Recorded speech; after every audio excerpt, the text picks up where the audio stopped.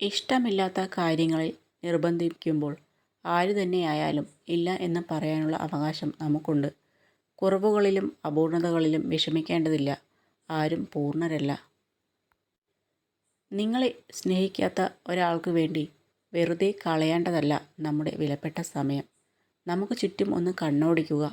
എത്രയധികം പേരാണ് നമ്മളെ സ്നേഹിക്കുന്നത് എന്ന് മനസ്സിലാക്കാൻ കഴിയും.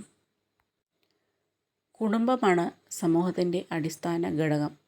നമ്മൾ പലതും ചെയ്യുന്നത് പോലെ ചിലതൊക്കെ ചെയ്യാതിരുന്നാലും മാത്രമേ കുടുംബബന്ധം നിലനിൽക്കുകയുള്ളൂ. നിങ്ങളെ പരാജയപ്പെടുത്താൻ ശ്രമിക്കുന്നവർ ഉണ്ടാവും. അവർക്ക് അതിനുവേണ്ടി ശ്രമിക്കാനേ കഴിയൂ.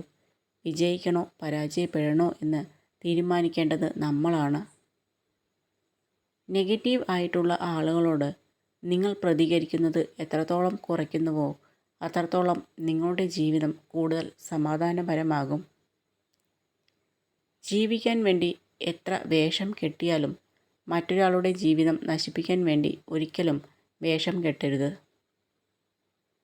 വിശ്വാസവഞ്ചന കാണിച്ചവർക്കും ചതി അലങ്കാരമായി കാണുന്നവർക്കും മറുപടി പറയാൻ നിൽക്കരുത്. ഇനി അവർ എത്ര നന്നായി എന്ന് പറഞ്ഞാലും ഇനി ഒരു അവസരം അവർക്ക് കൊടുക്കരുത്. നിങ്ങളെ സങ്കടപ്പെടുത്തുന്ന കാര്യങ്ങളൊക്കെ മറക്കുക. നിങ്ങളെ സന്തോഷിപ്പിച്ച നിമിഷങ്ങൾ ഓർമ്മിക്കുക. കഴിഞ്ഞുപോയ പ്രശ്നങ്ങളെല്ലാം മറക്കുക. നിങ്ങളുടെ വഴിക്കുള്ള അനുഗ്രഹങ്ങൾ മാത്രം സ്വീകരിക്കുക. ബന്ധങ്ങൾ എപ്പോഴും തണലാകണം. പകരം പൊള്ളുന്ന ചൂടാണ് തരുന്നതെങ്കിൽ അങ്ങനെയുള്ള ബന്ധങ്ങൾ ഉപേക്ഷിക്കുന്നത് തന്നെയാണ് ഉചിതം. ബുദ്ധിമാൻ ഏതൊരു തർക്കത്തെയും നിശബ്ദത കൊണ്ട് നിയന്ത്രിക്കുന്നു. എന്തിനെയാണോ നമ്മൾ ഭയക്കുന്നത് അതിനെതിരെ തന്നെ നമ്മൾ പ്രവർത്തിച്ചു തുടങ്ങണം. കാരണം ചിന്തയിലൂടെയല്ല പ്രവൃത്തിയിലൂടെയാണ് ആത്മവിശ്വാസവും ധൈര്യവും വളർന്നു തുടങ്ങുന്നത്. ലക്ഷ്യങ്ങൾ സംസാരിച്ചിരിക്കാനുള്ളതല്ല, അത് പരിശ്രമിച്ച് നേടിയെടുക്കാനുള്ളതാണ്. നമ്മൾ തകർന്നു പോകുന്നു എന്ന് തോന്നുന്ന ഘട്ടത്തിൽ പോലും ആത്മവിശ്വാസം കൈവിടരുത്. കഴിഞ്ഞതൊക്കെ ഒരു അത്ഭുതമായി തോന്നുന്ന വിധത്തിൽ നമുക്ക് വിജയിക്കാൻ സാധിക്കും. ഏതൊരു കാര്യവും വിജയത്തിൽ എത്തുന്നതിന് മുൻപ് നിരവധി പ്രശ്നങ്ങളിലൂടെ കടന്നു പോകേണ്ടതായുണ്ട്. സഹിഷ്ണുതയുള്ളവർ മാത്രം ഇന്നല്ലെങ്കിൽ നാളെ വിജയം ആസ്വദിക്കും. സമ്പാദ്യത്തിൻ്റെ നിർവചനം പണം കൊണ്ട് മാത്രം നിർണ്ണയിക്കപ്പെടുന്നില്ല. അനുഭവം, ബന്ധം, സ്നേഹം, ബഹുമാനം, പാഠങ്ങൾ എല്ലാം സമ്പാദ്യത്തിൻ്റെ രൂപങ്ങളാണ്. ആഴത്തിൽ ഇറങ്ങിയാൽ പിന്നെ പറിച്ചു മാറ്റാൻ പാടാണ്. അത് മണ്ണിലായാലും മനസ്സിലായാലും.